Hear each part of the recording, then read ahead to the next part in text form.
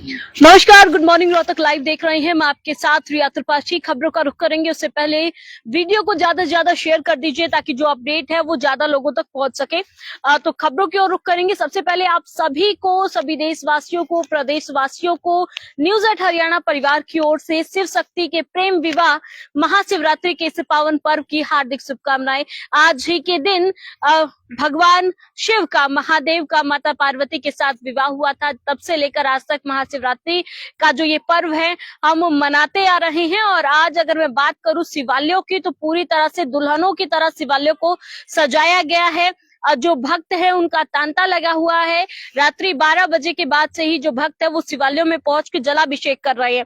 मान्यता है आज के दिन जलाभिषेक करने से, पूजा अर्चना और व्रत करने से महादेव सबकी सभी मनोकामनाएं पूर्ण करते हैं। वहीं खबरों की ओर रुख कर लेते हैं तो सीजीआई का रोहतक दौरा था। जिस तरह से उन्होंने एमडीयू में जो गेट नंबर 3 है नव निर्माण किया गया है जिस गेट का, उसका उद्घाटन किया। उसके बाद बार द्वारा आयोजित रोहतक बार एसोसिएशन के कार्यक्रम में उन्होंने शिरकत की। इस दौरान उन्होंने कहा कि रोहतक से मेरा एक खास जुड़ाव है, एमडीयू से मेरा एक खास जुड़ाव है। यहाँ से मैंने एलएलबी की डिग्री की थी, यहाँ से मैंने लॉ की थी। और उन्होंने साथ ही ये भी कहा कि दो तरह के अक्षेत्र होते हैं, प्रेरणा अक्षेत्र और कर्म क्षेत्र। रोहतक मेरा प्रेरणा क्षेत्र है। तो तमाम तरह की जो बातें उन्होंने कही। साथ ही उन्होंने कहा कि मेरे अंदर वकील अभी भी जिंदा है, मैं रोहतक वालों की वकालत जरूर करूंगा। जिस तरह से जो डिमांड्स रखी गई थी उस पर उन्होंने ये बातें कही। और साथ ही जो डिमांड थी उनको पूरा करने के लिए भी उन्होंने कहा कि जहां तक होगा कानून के दायरे में रहते हुए ये काम जो है किया जाएगा। जो चैम्बर बनाने की बात थी तो उन्होंने कहा कुछ इस तरह से निर्माण किया जाए कि आने वाली जो भविष्य में पीढ़ियां हैं उनके लिए पूरी जो जगह वो चैम्बर में हो।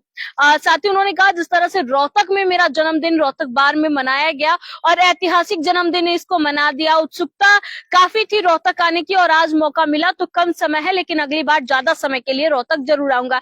तो काफी जो कार्यक्रम थे उनके, उसके बाद यहाँ से वो वापस गए। और वहीं इसके अलावा बात करें तो इस दौरान पूर्व सहकारिता माफ कीजिएगा, जो सहकारिता मंत्री हैं अभी डॉक्टर अरविंद शर्मा, वो कार्यक्रम में थे। पंजाब एवं हरियाणा कोर्ट के जो जस्टिस है वो सभी इस कार्यक्रम में सम्मिलित हुए थे। तो तमाम जो कार्यक्रम रहे उनमें उन्होंने शिरकत की। इसके अलावा मैं बात करूं तो जिस तरह से अभय चौटाला का जन्मदिन रोहतक में मनाया गया, प्रदेश स्तर पर जो ये जन्मदिन था, अलग अलग जगह से जो कार्यकर्ता हैं लोग इस जन्मदिन समारोह में पहुंचे थे। कन्हेली फार्म हाउस में इसका आयोजन किया गया था। प्रदेश सचिव मंजीत कन्हेली के नेतृत्व में ये जन्मदिन मनाया गया। 63 वर्ष के होने पर 63 किलो का केक काटकर जो है उनका जन्मदिन मनाया गया। वहीं मैं बात करूं तो उन्होंने सीधे तौर पर मुख्यमंत्री नायब सैनी पर जो है तंज भी कसा। उन्होंने कहा जिस तरह से बुढ़ापा पेंशन काटी गई है और साथ ही उन्होंने कहा अगर आगे छेड़खानी की जाती है तो चंडीगढ़ दूर नहीं है, घर से निकलने नहीं देंगे। और साथ ही जिस तरह से उन्होंने कहा जब हमने आवाज उठाई, आवाज बुलंद की और सरकार के संज्ञान में ये मामला गया कि 20 फरवरी को एकजुट हो रहे हैं, एकत्रित हो रहे हैं, तो उन्होंने जो पेंशन है वो डाली। और हालांकि अभी अगर मैं बात करूं तो बुजुर्गों के खातों में 3200 रुपए जो है बुढ़ापा पेंशन के रूप में दी गई है, जो कि तमाम जो 13 कैटेगरी की पेंशन है उसे बढ़ाने की बात कही गई थी। तो उसी कड़ी में जो बुढ़ापा पेंशन है, बुजुर्ग पेंशन भी 200 रुपए बढ़ाकर जो बुजुर्ग है उनके खातों में 3200 रुपए जो है वो भेजे गए हैं। तमाम जो यहाँ पर अब अभय चौटाला ने तंज कसते हुए कहा कि अगर दोबारा से छेड़खानी होती है तो हम तैयार हैं। जो बुढ़ापा पेंशन की ओर जो सम्मान निधि दी जा रही है, जो भी उसकी ओर उंगली दिखाएगा, इनेलो का जो कार्यकर्ता है वो उनकी उंगली काटने का भी काम करेगा। तो इस तरह की बातें उन्होंने कही। वहीं इसके अलावा और खबरों की ओर हम रुख कर लेते हैं तो तमाम तरह की जो अभियान चलाए जा रहे हैं, सर्च अभियान की मैं बात करूं तो वो लगातार जोरों शोरों से चल रहे हैं। लगातार चेकिंग की जा रही है, खासतौर पर जो वाहन यातायात नियमों की पालना नहीं कर रहे हैं उन पर कार्रवाई हो रही है। जो चेकिंग अभियान है इसके तहत खासतौर पर जो ब्लैक फिल्म है गाड़ियों में उनके ऊपर चालान किए जा रहे हैं, बिना हेलमेट के जो चल रहे हैं उनके ऊपर चालान किए जा रहे। तो ये जो चालान है वो लगातार इस दौरान किए जा रहे हैं। और साथ ही जो नशा तस्कर है उनके ऊपर भी पकड़ जो है वो पुलिस की जारी है। वहीं जिस तरह से बात करें तो डेली कोई ना कोई जो गश्त के दौरान ऐसा युवक जरूर पकड़ा जा रहा है। इस अभियान के तहत जो नशा बेचने के लिए या फिर नशा जिससे बढ़े इस तरह की चीजों को बढ़ावा दे रहे हैं, तो पुलिस पूरी तरह से सतर्क और अलर्ट है। वहीं इसके अलावा बात करें तो जिस तरह से सफाई अभियान भी चल रहा है, तो स्वच्छ भारत मिशन के तहत रोहतक को स्वच्छता में नंबर 1 बनाने के लिए लगातार जो निगम प्रशासन है वो अलर्ट मोड पर है। और अब दिन के साथ साथ रात में भी जो ये अभियान है ये लगातार चलाया जा रहा है। तमाम वार्डों की मैं बात करूं तो वार्ड वाइज जो ये स्पेशल अभियान है वो चलाया जा रहा है। वहीं इसके अलावा बात करें तो रोहतक में सभी सेक्टर की जो रेजिडेंशियल वेलफेयर एसोसिएशन है उनकी बैठक हुई। ऐसे में सेक्टरों में जो समस्या लोगों को आ रही है उन समस्याओं पर चर्चा की गई और उनका जो समाधान है वो करने का जो है प्रयास किया गया है। और तमाम जो चर्चा के दौरान खासतौर पर जो समस्याएं हैं, अगर मैं बात करूं समस्याओं की, तो आवारा कुत्तों का आतंक, बंदरों का आतंक, सफाई व्यवस्था या तरह तरह की जो समस्याएं सेक्टर की ओर आ रही हैं, इनको लेकर जो है चर्चा इस मीटिंग में खास तौर पर की गई है।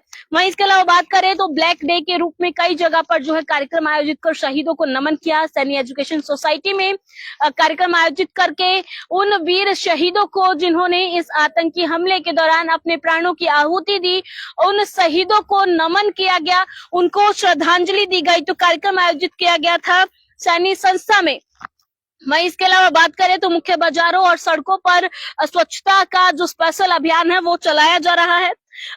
इसके अलावा मैं बात करूं तो कलानौर क्षेत्र में गैस एजेंसी के पीछे एक व्यक्ति का शव मिला, जिसके बाद पुलिस को सूचना दी गई। पुलिस मौके पर पहुंची और उसकी जांच पड़ताल करके इस मामले में केस भी दर्ज किया गया और जो अभी जांच है वो इस मामले में जांच जारी है। क्या कुछ निकलकर सामने आता है वो देखने वाली बात होगी। बॉडी को पोस्टमार्टम के लिए भिजवा दिया गया है और जो मृतक की पहचान है वो वार्ड नंबर 11 निवासी राजकुमार के रूप में हुई है।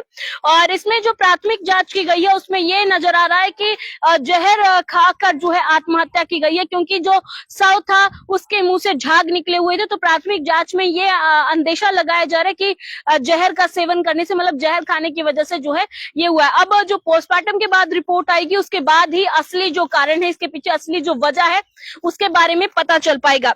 शिवम एनक्लेव की अगर मैं बात करूं तो वहां से एक वीडियो जो हमारे दर्शक ने हमारे पास भेजी, जिसमें लगातार वहां पर वो तस्वीरें साफ नजर आ रही हैं जहां पर कुत्तों का आतंक है।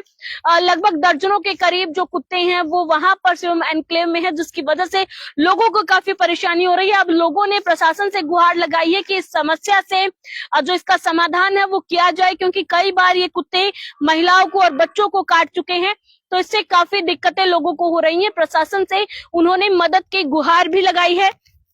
मैं इसके अलावा मैं बात करूं तो मध्वी में रंग महोत्सव का शुभारंभ होगा।